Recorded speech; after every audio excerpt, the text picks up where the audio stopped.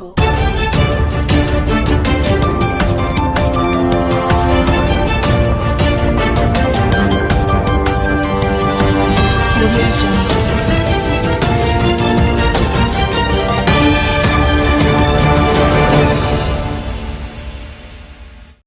కేంద్ర ప్రభుత్వం భారీగా పెంచిన పెట్రోల్ డీజిల్ ధరలు వెంటనే రద్దు చేయాలి. NFIRTW జాతీయ వర్కింగ్ కమిటీ సభ్యులు జి వామనమూర్తి డిమాండ్. కేంద్ర ప్రభుత్వం భారీగా పెంచిన డీజిల్, పెట్రోల్, వంట గ్యాస్, నిత్యావసర వస్తువుల ధరలు వెంటనే రద్దు చేయాలని డిమాండ్ చేస్తూ మకరపాలెం ఆటో స్టాండ్లో పత్రికా విలేకరుల సమావేశం జరిగినది. ఈ సమావేశానికి national federation of India road transport workers NFIRTW జాతీయ వర్కింగ్ కమిటీ సభ్యులు జి వామనమూర్తి మాట్లాడుతూ కేంద్ర ప్రభుత్వం IOCHPCL భారత పెట్రోలియం ఆయిల్ కంపెనీలు ఏకమై ధరలు పెంచి వాహనదారులు జోబులు కొడుతున్నా మండిపడ్డారు. అడ్డు అదుపు లేకుండా డీజిల్, పెట్రోల్, గ్యాస్ ధరల పెంచే ఆయిల్ కంపెనీల కేంద్ర ప్రభుత్వం నియంత్రణ చర్యలు చేపట్టాలని డిమాండ్ చేశారు. Diesel, petrol, LPG, commercial gas ధరలు భారీగా పెంచి ప్రజలపై ఆర్థిక భారాలు వేసిందని విమర్శించారు. పెంచిన డీజిల్, పెట్రోల్ ధరలను వెంటనే రద్దు చేయాలని డిమాండ్ చేశారు.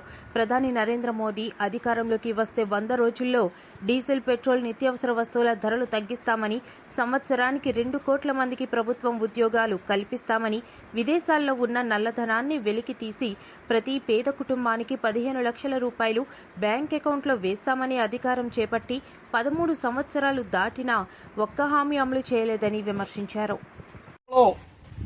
ప్రధాని నరేంద్ర మోడీ అధికారంలోకి వస్తే 100 రోజుల్లో డీజిల్, పెట్రోలు, ప్రజలు వాడే నిత్యావసర వస్తువుల ధరలు తగ్గిస్తామన్నారు. సంవత్సరానికి 2 కోట్ల మందికి ప్రభుత్వ ఉద్యోగాలు కల్పిస్తామన్నారు.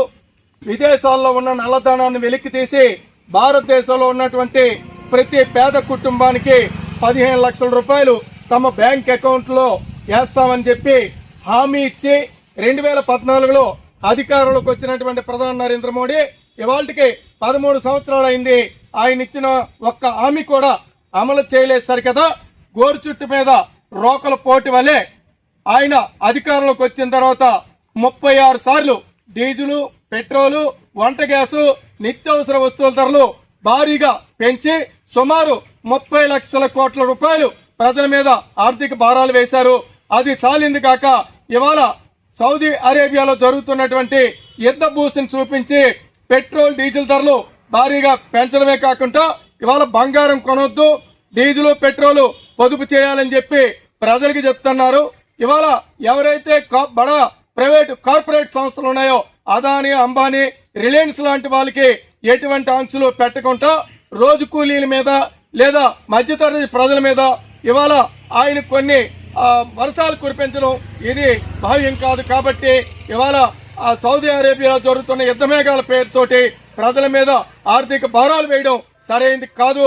కాబట్టి పెంచిన ధరలు ఏవైతే ఉన్నాయో ఈ డీజిల్, పెట్రోల్, గ్యాస్ ధరలు రద్దు చేయాలని చెప్పి ఆటో అండ్ మోటార్ కార్మికులందరికీ PF, ESI పెన్షన్ తో కూడిన ఓ సంక్షేమ బోర్డు ప్రభుత్వం చేయాలని చెప్పి ఏదైతే వాళ్ళ ఆటో అండ్ మోటార్ కార్మికులకి భారంగా ఉన్నటువంటి జీవోలు 21, 31 రద్దు చేయాలని చెప్పి డిమాండ్ చేస్తా ఉన్నాం.